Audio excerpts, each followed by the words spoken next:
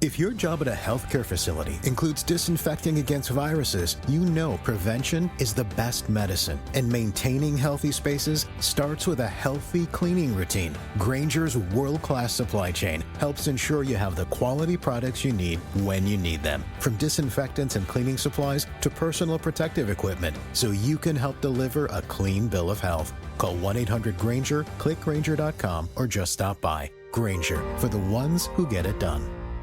Follow the money. That's what I always say. You always follow the money. Yeah. This is Follow the Money with Mitch Moss and Pauly Howard on VSiN. Yes, here we go. Follow the money. Pauly and JVT. Mitch out. Back tomorrow. Huge show coming up. Live from Circa downtown, Sirius XM channel 158. We'll get to the NHL playoffs in 10 minutes. We'll talk to Greg Wyshynski, senior writer, NHL.com, ESPN.com, NHL senior writer. Mahoney live from Madison Square Garden. Knicks and Pistons tonight. 2 games in the NBA, 4 in the NHL. NFL draft, in-pocket plays. I don't want to overreact. A lot to get to coming up. JVT, how you doing? I would say also, how you doing, but also a disappointing weekend to the start of the NBA playoffs. We only had one close game. Yeah, it was kind of a bummer. None of the games were really that tight. I guess Cavs Heat was okay. Like the Heat were within 7 pretty much the entire way, and then let go of the rope at the end. But we'll see. We'll see if maybe these things can get a little bit better outside of the rematch or Game 2 that we'll see tonight between Clippers and Nuggets. It was a somewhat ho-hum weekend if you were really locked in like I was. So let's go. Come on. We're going to get back into this thing. Yep, under 6-2. And you had the T-Wolves blow out the Lakers. And then on the flip side, NHL, nothing but favorites, as every favorite has won and covered the puck line. So this opened as high as Denver minus 150 with the series price. Then it flipped. And Game 2 flipped as well. Denver opened the favorite. Now the Clippers are laying 1 on the road. Huge Game 2 for several reasons. Number one, the adjusted series price. Nuggets are minus $1.30. They haven't lost since they whacked Malone, but I think we see it the same way. The Clippers blew Game 1. They had a 15-point lead. The officials got involved in the second quarter. They got a tough whistle in the second quarter. Harden was in foul trouble. I thought 2 ridiculous calls against Kawhi. But then, silly fouls, got out hustled, second chance points, and some lazy defense as well. And the Nuggets come all the way back to steal it, and going back to some lazy plays as well. They're up 1 with the ball with 30 seconds, and then Kawhi turns it over. Yep. And then Westbrook hits the big 3 as well. So you get that type of game from Harden. Porter does nothing. He's benched for Westbrook, and you still lose the game. So I would agree with everything you said about this and what we're going to look at. For Kawhi, I think it's going to be pretty interesting because it had been pointed out, I'm going to get the exact date at some point, but it had been pointed out on social media, this is the first game up at altitude for Kawhi since like 2021. And you kind of saw it play out. He didn't close out the first half for them, looked gassed, didn't really perform particularly well. Like you said, just a lazy kind of turnover at the end of that game when you're in a position to potentially clinch the contest against them. So I think that they're going to be a little bit better. Kawhi's going to be better. But you hit on something that stuck out to me, which was the way I framed it. Denver looked like a team that had won playoff games before, that had won playoff series. They were scrapping for every loose ball. It seemed like 50-50 balls, 100% of them went to the Denver Nuggets. The 9 offensive rebounds between both Aaron Gordon and Russell Westbrook was absolutely insane. Yep. But it goes back to, again, the Clippers were doing almost everything the right way, despite the fact that they had an offensive rebounding rate that was as high as it was, 32.7%. In terms of actually like points per missed shot attempt, Denver's metric in the game in Game 1 actually would have ranked to the 4th percentile. So, like, they weren't really still that great even at second chance opportunities. The Clippers were playing somewhat well throughout this entire game, but they've got to be better, and they've got to keep doing what they were doing. If you remember in the first half, they were using those high pick and rolls with Zubac. They went away from that in the second half. They weren't really using them that much. Yep. It's a big reason why Harden got off to the start that he did. You would think that they look at those issues and fix them here in this spot. The question is just, do you buy at the top of the market and lay a number, which was 2.5 at close in Game 1? Mm-hmm. And it's priced in kind of like must-win territory, too, which I won't go that far. But it's Zubac missed easy bunnies. You got the gift where Joker misses 2. When does he miss 2 free throws? 2 big free throws. Down the stretch, right? Yep. And then he's open for a reason, wide open. But Westbrook hits the big 3 and puts him ahead. And then he got the steal and the deflection late that went out of bounds when they were up 3 as well. It was just a game you can't lose, though. You can't lose a game like that when you're going to steal Game 1 And the fact that Denver, who doesn't have a bench, they had more bench points than the Clippers, which I couldn't believe. So a lot of these guys have to do a better job. But one thing, a lot of things here about Kawhi. So the last 2 years, he hasn't been able to finish a first-round series. But since the break, averaging 25 a game, and his prop is 24.5 tonight with points. He's shooting 52%. He's shooting 44% from three. So it's been old Kawhi here, and a big reason why they closed 19-3 in the regular season. But with the top 5 offense against the top 5 defense and how well they played, and then the other knock was, well, I don't know what I'm going to get out of Harden. Well, he's been horrible with his postseason failures, right? So again, I get that type of game from Harden. I'm up 15, and I still blow the game. I think actually Harden's going to be a guy to potentially play on these point total props throughout the series. They don't have anybody for him. Mm-hmm. Christian Brown's like your best option, and he doesn't have the size to actually match up with him physically. And then there's nobody else that you really trust on ball that you're going to be able to shut down Harden. It's a big reason why he had 32 points. There was nobody that they could use against him. If you're the Nuggets, at least you have Aaron Gordon to put on Kawhi and feel somewhat comfortable in one-on-one scenarios. But there's not really anybody you're putting on Harden that's going to make you feel comfortable. When you talk about some of these pick and rolls, again, going back to what they need to do, I mean, you're talking about putting Jokic and Christian Brown in a pick and roll defensively. Like, that's a matchup that should work in your favor and Harden should thrive on. I think you should have a pretty strong series here, regardless of the postseason failures and clutch time issues, which, by the way, he was pretty clutch throughout that game. Like, even in big moments, he was hitting shots. Yeah. And so I think that this could be a good series for Harden. But you mentioned the two key things. First off, Kawhi. Can he score? Can he be more effective? Only 22 points. The other is, like you said, the bench was not great. Batum hit some wild threes to keep him into that game, and that was really good. Got some Ben Simmons minutes. Yep, but Simmons was he's nothing on offense. He's not looking to score. He took one shot attempt, and every time they put Bogdanovich out there on the floor, it was bullseye. We're going right at you on defense. Every single possession he was on the floor, it seemed like Denver went after him defensively, and it worked out really well for him. So the bench has to be a lot better, especially getting some sort of offensive production, because you got nothing for him. How about Joker props? And this is great. You can bet most points, rebounds, and assists every game and every series. But again, is Zubac going to do a better job on Joker? And do you think he's just going to put up ridiculous numbers as well? And I don't know what. Porter's 12.5 tonight. I mean, maybe he stays in the doghouse and they don't play him that much. I mean, maybe for one more game. Westbrook had 34 minutes to his 26. He closed the game out with him. He obviously, like you said, he hit the corner three to really put this thing over for him and help force overtime. But yeah, like I would, unless you see a change in terms of the way that they're doing things, I would not be surprised if Westbrook earns more minutes again than Michael Porter here. Now, that doesn't necessarily mean he's going to go under his point total prop, but I still think it's a possibility, because Westbrook, I think, is one of those guys that you're going to use until it blows up in your face. And look, the Clippers benefited from it. Remember, 2 years ago when they went to Phoenix and they won that game one. Kawhi was great, but also Westbrook was fantastic in that series for the Clippers 2 years ago when they played him. So, but how would it go? You're right. But how did it go last year? Of course, and then last year was great. I mean, people giving him all his flowers. He was 5 of 14. Oh, he was all over the place. He took a ridiculous shot late, right, when he shouldn't have. Yes, he took ridiculous. So you got to live and die with whatever Westbrook gives you. But in terms of the dynamics between him and Porter, that's going to be one too where,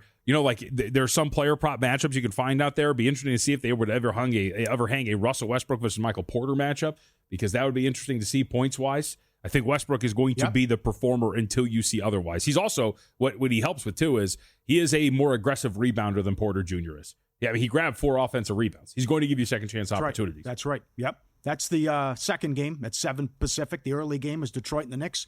You can read GoUpVSiN.com. Von Tobel previewed every Eastern Conference series, and you went over 5.5 total games in this one.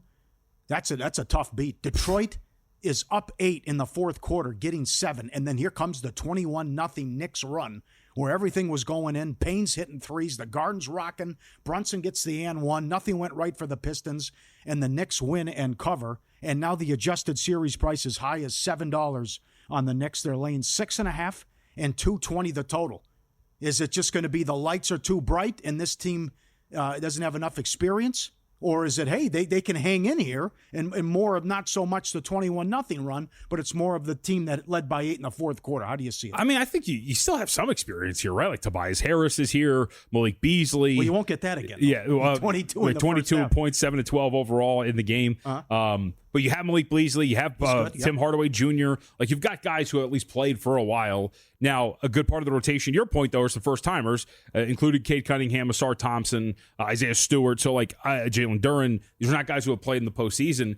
But, like, Paul, they were in that game the entire way until that 21-0 run, and those were a lot of bad mistakes. They had a turnover rate of nearly 30% in the fourth quarter against them, and it was boneheaded turnovers. How about the 5-second violation to start the fourth quarter? Incredible. Missed shots. I think Asar Thompson at one point missed a dunk or whatever it was in that quarter, too.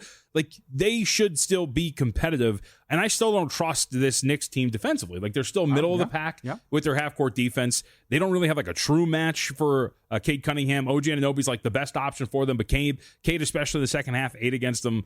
Like, they were in that whole way until that 21-0 run. I would trust that the Pistons team that stayed inside of this number for a vast majority of that contest still shows up today, and they're live to stay inside of the number. I thought $4 was outrageous. Yeah. At the beginning of the before? Yeah. I would agree. I have a small play on them to win the series. So I thought number-wise it was worth the play. It's why I bet over 5.5 games, too. I think it's going to be competitive.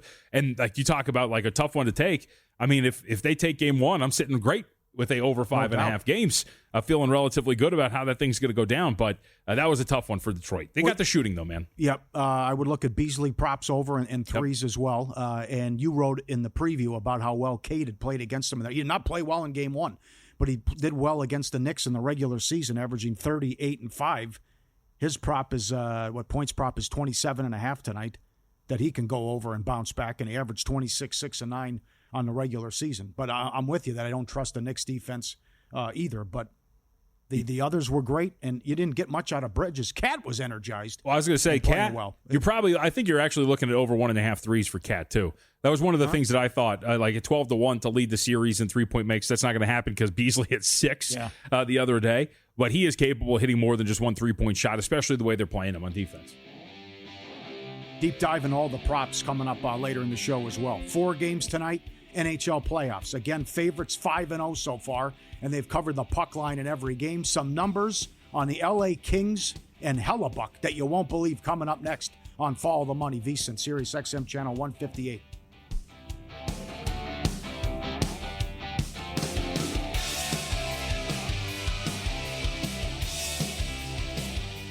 If your job at a healthcare facility includes disinfecting against viruses, you know prevention is the best medicine. And maintaining healthy spaces starts with a healthy cleaning routine. Grainger's world-class supply chain helps ensure you have the quality products you need when you need them. From disinfectants and cleaning supplies to personal protective equipment, so you can help deliver a clean bill of health. Call 1-800-GRAINGER, click Grainger.com, or just stop by. Grainger, for the ones who get it done.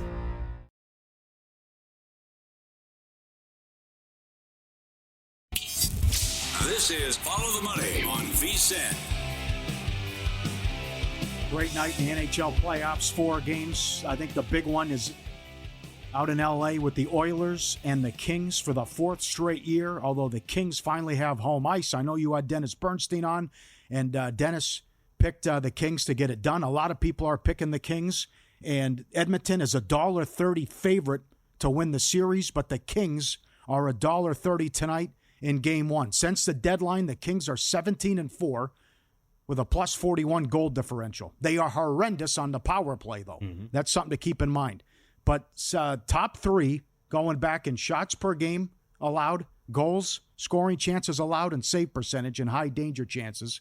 Offense, they're either top 10 or just outside in shots per 60, scoring chances, and high danger chances as well. And they finally have goaltending, where Kemper is 31-11 with a goals against of 2 and change and a great save percentage. We know the issues with Edmonton and Skinner, although you get one win away from winning the Stanley Cup.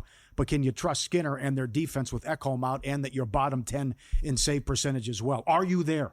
Are you this will be the first time, if they can win, since 1989 and Gretzky, that the Kings can beat the Oilers in the playoffs? I know that it's not the same Oilers team, right? We talked about this with Bernstein, and you hit something that bothers me when you look at some of the metrics is the power play numbers. I also thought down the stretch, the Oilers, if you look at some of the other, like they were actually generating high danger chances at a pretty high clip down the stretch. Weren't playing their best hockey, but still coming into it, looked pretty good on offense. I just can't really, I think, reading what I have and talking to smarter people than I when it comes to hockey, can't get there from the price standpoint. It seems like this is much closer on paper than what this minus 130 is, and it seems like this is more about the reputation of what this Oilers team was, especially last year, than opposed to where these teams are accurately at this year. Seems closer to like a pick as opposed to minus 130 without home ice here if you're Edmonton. Yeah. So 27th on the power play. Special teams could decide it. Edmonton, dangerous power play with two of the best players in the world. And Kings, second fewest goals allowed on the season. Maybe the home ice is the key here. I like the Kings though, and I bet the Kings to win the series. Oh. It's going to be a great series, but I think Game 1 tonight's pivotal as well. That the fact that the Kings, the Oilers have been on this bad funk, and LA's been playing great hockey for a couple months now. Yeah, well, and we hit on with his Burnsie, which was like, and I even asked him like, how important really is home ice in general in some of these series, and he said like maybe not until Game 7. Like if you have a Game 7 at home, maybe that really matters. But the way these goaltenders play really do slant series in either direction. Doesn't really matter where you're playing until you get to the final game. Okay, all right. I'm glad you went in that direction too. So I'll rip the schedule at about an hour. It's incredible it's a garage league, what Bettman does with the schedule every year. But this is Game 2 tonight with the Jets and the Blues.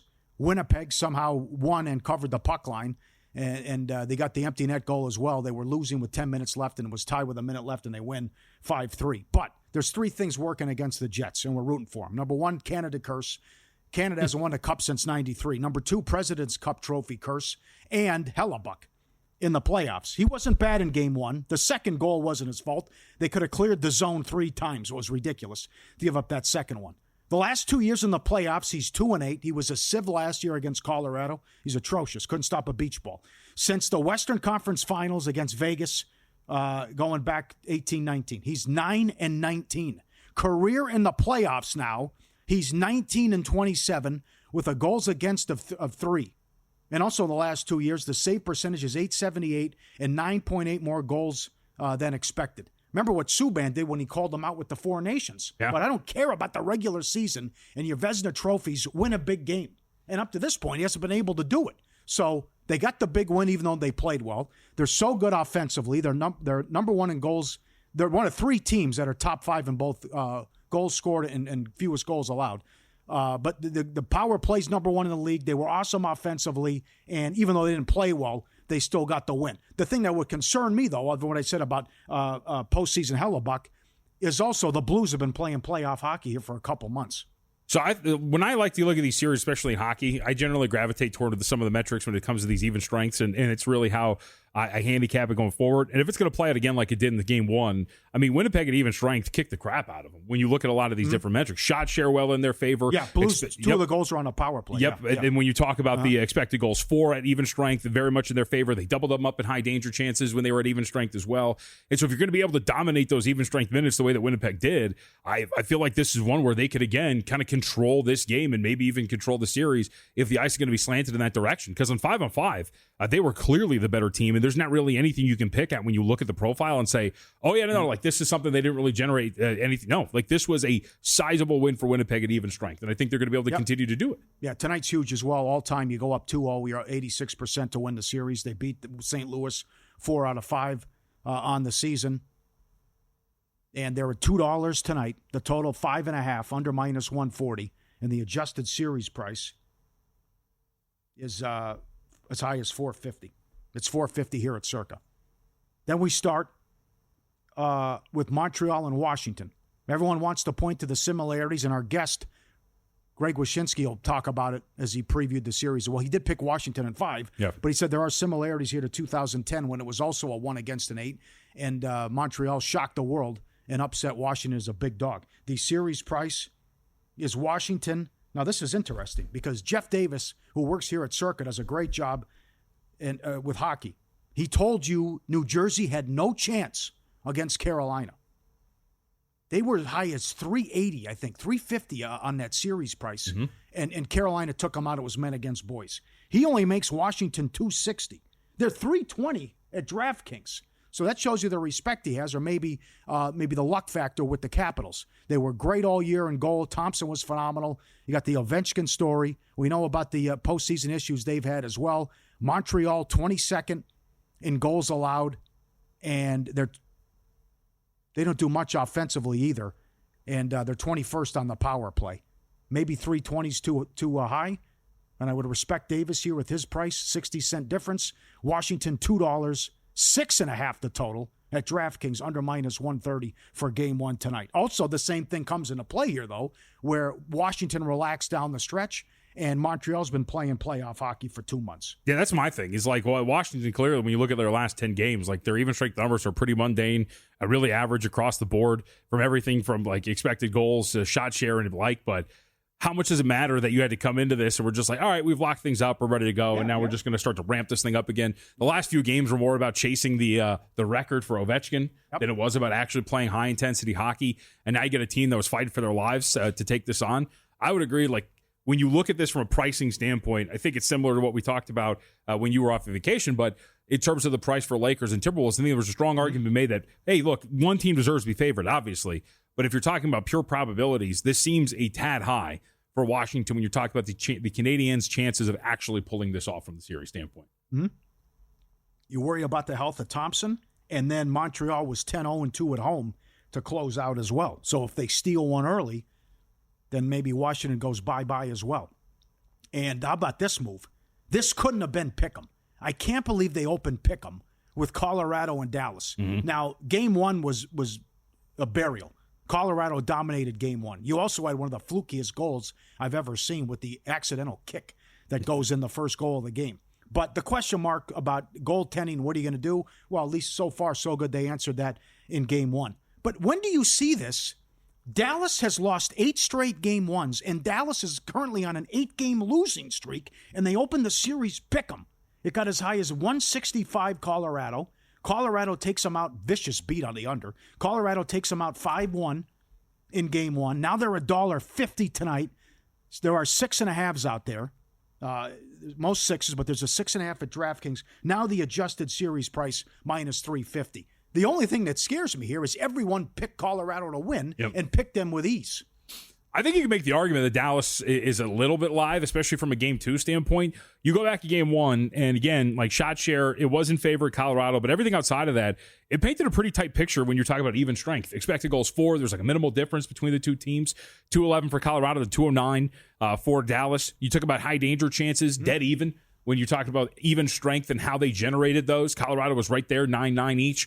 So if those things, if the fluky nature of hockey goes maybe in a different direction, we're talking about a much tighter game, I think, at the very least. So I would actually gravitate toward Dallas here in Game 2. At the very least, if the essentially price a must-win, right? Well, it is a must-win. Yeah. You can maybe look at plus 1.5 goals if the price is right enough for you. But I think that Dallas is going to be pretty live here in the second game against Colorado. What would you lay there? It's $2. I mean, They'll take the goal and a half. I think I would hope for anything under. Yeah. I think like $1.75, $1.80 would be fair enough.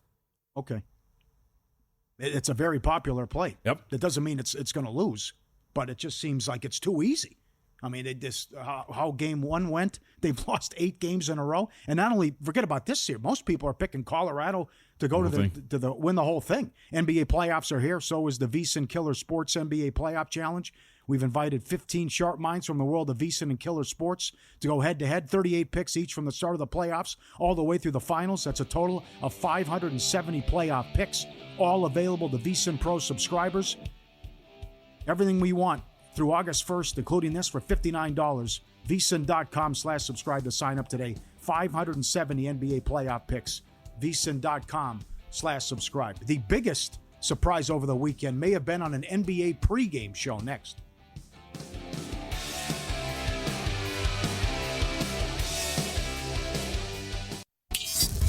This is Follow the Money on VSiN. Win-lose coming up in 10 minutes. Some vicious beats over the weekend. And Greg Wyshynski, ESPN.com, to talk NHL playoffs as well. Also go out to the Garden in an hour, talk to Brian Mahoney after the Garden was on fire as the Knicks win Game 1, Game 2 tonight coming up against the Pistons. A lot of people had their feelings and their wallet hurt by what transpired on the pregame show yesterday on TNT, where they announced the finalists for all the NBA awards. Yeah. Were you, livid, outraged, pissed? Did you expect this? Dort, not even a finalist for Defensive Player of the Year. I love what Hartenstein said after the game last night. Apparently, we have to get a podcast.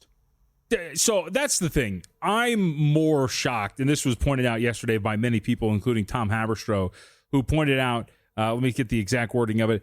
OKC went 68-14 with the largest point margin in NBA history. They had one finalist for the awards market. Yes, well said. Right? And it was Shai Gilgeous-Alexander. Yeah. It's amazing watching that and seeing all of these names and not seeing more than just one OKC player. And to me, that's where I kind of was a little indignant. There were guys like Lou Dort and others that were deserving of more recognition for their awards. And the fact that the voters could not do enough to actually get some of these guys on there, I think is pretty shocking, to say the least. I couldn't do, I'll say this every year. It's the same thing I do with MLB TV, but I buy it every year anyway, which is I'm not doing this again, right? Like I'm not betting the awards. I'm not buying it. And every year I'm like, I'm done betting these awards. It's so stupid. They never have any idea. It's never exactly what the award is. And I'm sure I'll say it again next year when I get burned. But I was surprised at some of the finalists, including the fact that only Shai was the lone Thunder that got some recognition. Yeah. And I'm repeating myself, but again, last year you gave it to Gobert because he was on the best defensive team by a mile, even though Wemby was the better player. And if you want to talk about intimidation, and I saw several game after game, guys would turn down 2-on-1 breaks because of the intimidation factor. They didn't want to go against him. And they gave it to Gobert. So here you have this elite team defensively and so many studs, and you can't even get them to be a finalist. And it's Daniels, Green, and Mobley. And then Mobley, Mitch is right. Mobley gets played off the floor when they play the Celtics. Zubac, actually, Tim Bontemps, ESPN.com, voted for Zubac. He's not even a finalist either. Yeah. And he was getting some support. I mean, that's surprising. To me, I thought Zubac was actually going to make the finalist, and I didn't think that many people were going to have enough for Dyson Daniels that he would make the final three. Because, again, you talk about best player, best defensive team. Dude, he's been their backstop all year long. They're one of the best defenses in the NBA, and it's in large part due to him as a rim protector, the ability to stay on the floor, his rebounding. I was surprised that he was there, or he was not there for Defensive Player of the Year, but he was there for Most Improved Player. And in fact, Dyson Daniels was a finalist for 2 awards. So I'm curious to see if he wins what he wins here, because he's a finalist for Most Improved and for Defensive Player of the Year. Yep. Sixth Man of the Year was kind of surprising to me. I think it should. Okay, how so? I think Beasley should win the award. I think even though the too. odds. What? I think he should too. Yeah. That's why I'm going to be curious to see if he's going to be able to take this thing home. The third place was I was going to see who was going to come in at third. Ty Jerome had done a pretty good job all year long. Mm-hmm. So I'm assuming he's the heavy favorite to finish third. And it's just whether or not Malik Beasley gets enough here to usurp Peyton Pritchard for an award that I think many people chalked up as his really early in the year. How about MVP? I know 3 people who've said they voted for Joker. I know. I think in the 60, 10, and 10 game put him over the top. I think he's got a chance. I think he does too. I think the odds are wrong. Yeah, I think too. We're wrapped up in the final straw poll, which the votes were submitted for the final straw poll prior to the game that you're referencing. The other point that should be made is, remember, the straw poll does not include. It is not the voters. It is not all of the voters. Some of the people included in the straw poll do not have a vote. I don't know the degree or the number of voters who don't. So it is a somewhat accurate representation of how the award's going to shake out. It's never been wrong. But I will say to the degree to which maybe this is in favor of Shai, I think is not as strong as many believe it to be. And I do think there's a lot of people out there. There's been some that have vocalized it. I think like Bill Simmons was one that said, like, I'm leaning. I'm going to the Jokic season. So he did. We'll see. He's on record. Yep. So was Russillo as well. How about Coach of the Year? Is it Atkinson or Bickerstaff? Detroit first. It's hilarious because they fired Bickerstaff and they brought in Atkinson. Then they get the 1 seed. But Detroit's the first team in NBA history to triple their win total from the previous year. I mean, I don't know. So both of those guys obviously deserve it. They're finalists. Actually, when I saw Udoka, and I've got Udoka at like 450 to win Coach of the Year, I maybe I'm looking at this the wrong way because I have this ticket. He solidly won the 2 seed in a conference that is littered with parity and a bunch of teams who people keep pointing to as the best teams in the NBA, not named the Houston Rockets. And yet there was one other constant in the Western Conference outside of Oklahoma City, and it was Houston. Udoka's did a great job. He's also done a great job in terms of developing his own young talent. Amen Thompson's part of awesome. Right. Amen Thompson's great, and Ime Udoka deserves credit for being able to develop him as well. Using Alperen Şengün and getting the most out of Steven Adams and this group as well, I think deserves a ton of credit. So maybe JB Bickerstaff wins it enough that, hey, this team lost 28 straight games last year, and they were solidly inside of the top 6, didn't have to fight through a play-in or anything like that. It clinched it relatively deep into the season with no worries about getting into the play-in, but I do think that a guy like Ime Udoka, I mean, this coach of the year, who knows? It might be the same for defensive player of the year where some of these second or third place votes decided. Could be. Okay. So I think Beasley should win Sixth Man of the Year. I think the odds are wrong. I think Joker's got a chance, and the odds are off for MVP. How about Most Improved? I bet Cade, but I don't think you can win this award if you're on a max contract. I agree with Windhorst. Right. And I think it's good. And then Daniels, there was a big move on Daniels when Cade got hurt as well. Yeah. Yeah, but here's the thing. I mean, these voters do it all the time. We saw John Morant win Most Improved Player in his career. Right? Yeah, like I hate this award because I never really. You can make a case, I think, for so many. For example, my Most Improved guy is not even a finalist. Christian Brown was wildly improved this year. He was asked to take over a starting spot for Kentavious Caldwell-Pope. He's obviously not going to win the award, but that's the whole thing is, how do these voters view improvement? Because I think you can make a strong argument for a lot of different guys to win this award, and yet they're not going to be finalists. I gravitate with this award toward Cade Cunningham only because I think some of these voters are simpletons. And they're going to look at just, hey, Cade, now he's an all-star type player. Okay. We're just going to give it to him. Okay. How do you think it'll shake out with, and I echo your sentiments, what you said too, and you just can't bet this stuff anymore. Especially if Draymond wins Defensive Player of the Year. Do you think that the politicking will help or hurt him? I think it's going to hurt. It's going to help him. Go back. Was it 3 years ago now? I will still say to this day, Marcus Smart's Defensive Player of the Year, one of the most ridiculous Defensive Player of the Year awards I've ever seen. All right. Because what happened was Robert Williams got hurt, and all these voters panicked, and they didn't know who to give it to. And then Simmons did a podcast. And they did a podcast, and remember, Bontemps also wrote a piece about the perimeter defender never winning Defensive Player of the Year, and he quotes Marcus Smart in there about winning the award. And so everybody, because they're mouth breathers, are like, well, we'll vote for him because we got to give it to a Celtic. It was absolutely ridiculous. The politicking totally helps in this regard. Now, I will say I was surprised because you do have people like Kendrick Perkins who have votes who weeks ago openly said on Twitter, I'm voting for Draymond Green for Defensive Player of the Year, and then released his ballot and he had voted for Lou Dort. So maybe there's going to be some who don't buy this whole thing with Draymond Green. I think it's going to be pretty tight. This, among all of them, very much screams, dude, if you have like more third place votes than second from the other guy, you might be able to snag this thing. So I don't know. I think it's going to be really tight. All right. And I Joker to me has to be Clutch Player of the Year too. And Brunson was like $5. Yeah, I think they're probably. Who's been more clutch than Joker? So here's the thing: is do the voters take the tact of, well, I'm not going to vote Jokic for MVP, but I got to give him something. So we're going to give him Clutch Player of the Year, to your point, and then give him the award because it's almost like a runner-up. Here's your award because you had a historic year, but I didn't give you MVP. Could be the case. Clutch numbers are very good for him. That's too. Not bad. Yeah, that's not a bad angle. I'm with you though. Going back to MVP, I think my man's got a shot. Sure he does. Absolutely. And that's not just that you got 3 people on record saying they're voting for him. Yeah. He's having a career. I keep saying he's having a career year as a 3-time MVP. Well, how about the on-off numbers? It's insane. That's the selling point. Of course. We're all-time good, or we're the worst in the league when I'm on the bench. There's not a competition. That's right. Oh, that's so good. Under a playoff team without Shea. That's one of the most incredible stats I've ever seen or heard. About with that, they're the number 1 offense in history. When you're on the bench, they're the worst team in the league. Come on. Want to bet smarter, not louder? Check out the Sharp Plays, sharpplays.com, where real bettors go to get ahead. He's been with us since day one on VSiN and Follow the Money. Since 2011, locked in with what the real pros are betting.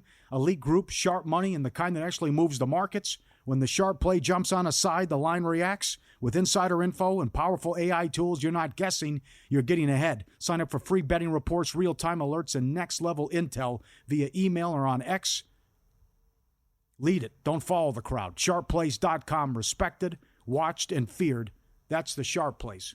SharpPlays.com. Great to have him aboard, and we know him since the early days. You know, he's phenomenal. He started Mr. Poison and all the great numbers that he's always had going back since 2011. Up next, we'll get to win some, lose some, and we'll kick back and forth some NFL draft props, and if we know the first 5 picks. And Circa did a great job putting a lot of stuff up, and there's been significant movement as well, which we'll get to. And then Wyshynski at 2 o'clock Pacific, Mahoney coming up later in the show as well, and some vicious beats over the weekend. All that coming up straight ahead. Live downtown Circa.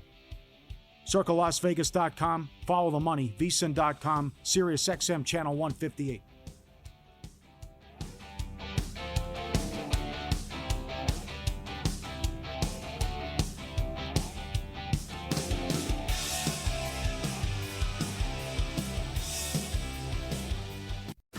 If you work in quality control at a candy factory, you know strict safety regulations come with the job. It's why you partner with Grainger. Grainger helps you find the high quality and compliant products your business needs to inspect, detect, and help correct issues. And the sweetest part is, everyone gets a product that's as safe to eat as it is delicious. Call 1-800-GRAINGER, click Grainger.com, or just stop by. Grainger, for the ones who get it done.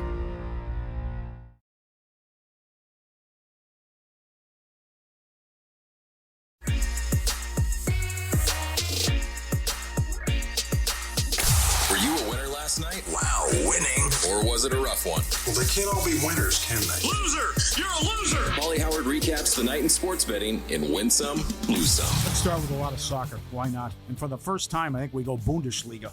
Stuttgart and Union Berlin. First time in Bundesliga history. 8 goals in the first half. How about this? No one scored in the second half. It was 4-4 at halftime, and that was the final score. Incredible. Oh, if you watch that, that's nuts. 4-4 at the half. Southampton, West Ham draw in the Prim, plus 340. Crystal Palace, Bournemouth draw, plus 240. All this happened this morning. Burnley and Leeds back in the Premier League. They were promoted after their wins this morning in the Championship League. Derby County, plus 330. Sheffield Wednesday, plus 230. Plymouth, plus 340. Blackburn, plus 250. Charlton, plus 280. Walsall, draw, plus 330. Cheltenham Town, 5-1. And Bromley, 3-1. NBA, the Thunder. 6th team in playoff history to win by 50 points. And they opened 11.5 and closed 13.5. That thing. How about this? Memphis, their first fast break points came at the end of the third when Bagley hit them shot beyond half court. Come on. Couldn't believe it. Brutal scheduling spot for him, too. Well, I feel like I want to give him a little bit of credit here. It was all-timer, yeah. You play Friday, and then you got to swing back around Sunday on the road to play the early game. But, man, that was an ass-kicking. I don't like the comments after the game. What about John? You're getting blown out. He's laughing on the sideline. Yeah, we'll never play like that like, again. Are you sure? Really? I'm not saying you're going to lose by 50 again, but it's like they played you 5 times and kicked your ass every time. Every time. I still go back, this was like 2 or 3 months ago, Pauly. Remember, it was the second leg of a back-to-back, third game of 4 nights for OKC. Memphis had 2 days off. They were at home on Saturday. They were at that point, they were like the 3 seed. They're like, here we go. Let's make our mark. Let's show everybody this is the spot. They got mollywopped. They don't have a shot against this team, man. Some places don't even put a series price up. Yep. Like that number's so high. Celtics Magic under 209 down to 205. Lakers T-Wolves under 219 down to 215.5, no problem. Hockey Hurricanes 180 up to 235. And favorites in the NHL playoffs so far, 5-0 straight up, and they've covered the puck line also from Jonathan Davis. They've gone over their team total, over 3.5 as well. Subscribe, be part of the team, vsin.com. Our radio and podcast friends, you always want to see these tweets and videos at Pauly Does Vegas on Instagram. Send it in, we'll put you on. This is at Marlins games. You know, at these nice steakhouses, they have the seafood tower, which I've ordered several times, and I know it's what's the place called now? What's the place at Red Rock? T-Bones? Thank you. Yep. T-Bones, yep. T-Bones has it. I've gotten it there, yeah. Yeah, it's awesome. Yep. Well, this is the hot dog tower. Up top, you got the fries, the sausages, and the hot dogs. And then you go 4 hot dogs with baked beans, and at the bottom, you go 4 corn dogs. $85. What do you think? It's just gonna. I don't know. The hot dog I'm a big tower. corn dog guy, but that's a lot of ween right there. Oh, you need some help, no doubt. Need the friends or a little too or chestnut. Yeah, sure. The top's not bad, but it's creative. Sure. Seafood tower at the steakhouse. What's at the top? That's the fries, the sausages, and some other stuff. That looks pretty good. The top. I'm a corn dog guy. I like the stuff at the top. You need to mix it up though, like some Korean corn dogs mixed up in there. You know what I mean? You ever had one of those? No, I haven't. Oh, buddy, you're in for a treat. Really? You got to try it out. Some of them are just stuffed with cheese, everything. Oh, they're great. Pigs in a blanket. Yeah, they're awesome. David Stern's number one. You can mix the ween up here a little bit. You can put some more out there. Did you ever hear that story about Stern? No. Every event they would go to and he was at, pigs in a blanket had to be on the menu. It was his number one go-to thing. Really? And he'd be outraged if it wasn't on the menu. Everyone knew, Stern loved pigs in a blanket. That's such a weird. I know, of all things, right? Sure. How about this? Look, they got the dog video here. Look at this. All right, I'll pretend to dip the nacho in. Dip it. Oh, there you go. The dog won't eat the chip unless you dip it. Dip that sucker. The pump fake twice. He's not buying it. Smart guy. It's like, no, dip the thing. This Put does the remind chip me. in the dip. And there you go. Now I can eat it. I am constantly impressed by dogs' ability to sniff out medicine whenever you give it to them. You know, with pills and everything. You can wrap it up in 1,000 pounds of meat, and they will find that sucker and spit it out every Isn't single that time. incredible? Yes. Right. I'm going through that right now with Jordan. Oh, yeah? I put the pill in the turkey, and then he eats the turkey, and then, whoop, I look, what's the pill on the ground? It's amazing. Right? It is. Doesn't matter what you do. Yeah, or if you're going to give them a bath, that they hide. Yep. Just you turn on the water, and they call their name. Go on. And they go hiding in the corner. Dallas Stars. They've lost 8 game ones in a row, and they're currently on an 8-game losing streak. Game 2 tonight with their season on the line. Has this ever happened before? You got a team in the playoffs that's lost 8 in a row. New Jersey's lost 7 game ones in a row. And the Pistons have lost 15 straight playoff games. Their last win, the 2008 Eastern Conference Finals. You can't be serious. Oh, the bad beats. Devils Hurricanes, first period over. Carolina scores 2 minutes into the game. Nothing the rest of the way. Blues, plus a goal and a half. Tied with 90 seconds. Of course, Winnipeg scores against the empty netter. Stars Avalanche under 5.5. No score in the second period. 3 goals in the last 7 minutes. How about last night out here? Under 5.5 and the Wild plus a goal and a half. That was ridiculous. They scored with 1/10 of a second left. I don't even know why the guy shot it. From the other end of the ice, VGK, and everyone bets that here. Of course. In town, they love their Knights, and they laid bet the Knights on the puck line, and with 1/10 of a second left, they win 4-2 as it goes in. Pistons plus 7. They led by 8 in the fourth quarter. Here comes the Knicks with a 21-0 run. And Saturday in Major League Baseball, Williams blew a 4-run lead for the Yankees. How about Philly's run line? It's 11-4 in the ninth. They won 11-10. The Nationals on the run line, 12-2 in the seventh. They won 12-11. Get out of here. Crazy. Time to plan your Vegas getaway. Derek Stevens giving you 15% off at 3 great properties, Circa, The D, and Golden Gate. Whether you're lounging by the pool, which we'll be doing Thursday with Dr. John, for the draft, or all the excitement Vegas has to offer at the best sports book in the world. Code VSIN15. Book your stay now. CircaLasVegas.com. Code VSIN15 to get 15% off. Your Vegas adventure starts here. CircaLasVegas.com. Okay. Do we know the first 5 picks of the draft? I'm going to say no. Ward, Hunter, Carter, Campbell, Graham.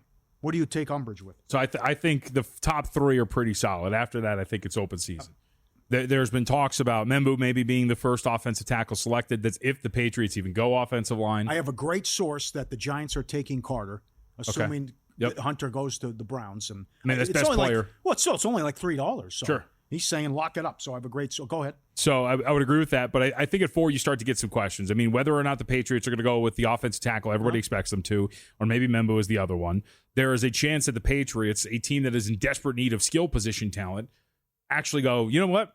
Why don't we go Warren or why don't we go Genty with our 4th overall selection to add to an offense that desperately needs some sort of skill position talent? That'd be aggressive. Wouldn't it be? I mean, it makes sense. I think it makes sense for a team that desperately needs it. Look, the offensive line, we talk about this all the time. Go back to, I brought this example up to humans on Friday, which was if you go back to the draft with Penei Sewell and Jamar Chase, that was like the big talking point, right? Which was, do you go offensive line or do you go wide receiver skill position? But you can get you can't get a quarterback in the later rounds. You can get offensive linemen aplenty in the later rounds, especially for a team like the Patriots who are at the front end of that second round. Like, I think you could do something where maybe you try to make a splash, get something for your young quarterback, and then go and get the protection a little bit later. So there's a chance that happens. At number 5, Mitch and I talked about this when you were out last week. There are some clamoring in Jacksonville to go get Ashton Genty for the Jacksonville Jaguars. And if that's the case, what happens at number 6? Like, I think once you get past the top 3, then you start to get a little bit more chaotic. And for the Patriots, it might just be they take a different offensive lineman, but that sets, I think, the wheels in motion for everything else that could be a little different. What do you think about the Raiders at 6? Assuming Graham goes to Jacksonville. So we were Tim Murray and I were texting about this. We happen to have the same bet. I bet them 8-1 to draft an defensive lineman or edge. I think that there is a very strong reality that the team that, remember, whether it was 3 or 4 years ago now, their first-round pick, 7th overall, Tyree Wilson has not worked out. He's not particularly good. Malcolm Kuntz is coming off of a knee injury. He's a little bit longer in the tooth. You have nothing really there at the edge position outside of Max Crosby. I think you really need help on defense. Corner's also a situation where the Raiders could trade back and try to get one of these corners because they desperately need corner help too, especially how thin this thing has looked. But I think they go defense, man. I think there's a very strong chance they go defense and say, you know what, Genty's great, but we need help on this defense, and we can get one of these other great running backs later. Circa opened Genty 6.5 over -140. It's now under -250. Yeah. What about Sanders? Over 8.5 is as high as 450. Sounds like you lay it. I don't think there's going to be many teams that are barking at a chance to go and get him. The Tillier says the Saints aren't going quarterback? Yeah. Came on with us, said nope. Wow. No way. I'm with it. I mean, again, so some of these grades, like we'll have more on Schefter. One of the things that he had put out there was some of these teams don't have a first-round grade on these quarterbacks at all. None of them. That's nuts. Yes. That's some good. We'll get to that coming up as well. More draft props, but up next, back to the NHL playoffs. Greg Wyshynski, NHL senior writer for ESPN.com. Did anything happen so far that's made him change his mind about a pick? Straight ahead, VSiN, follow the money. VSiN Network.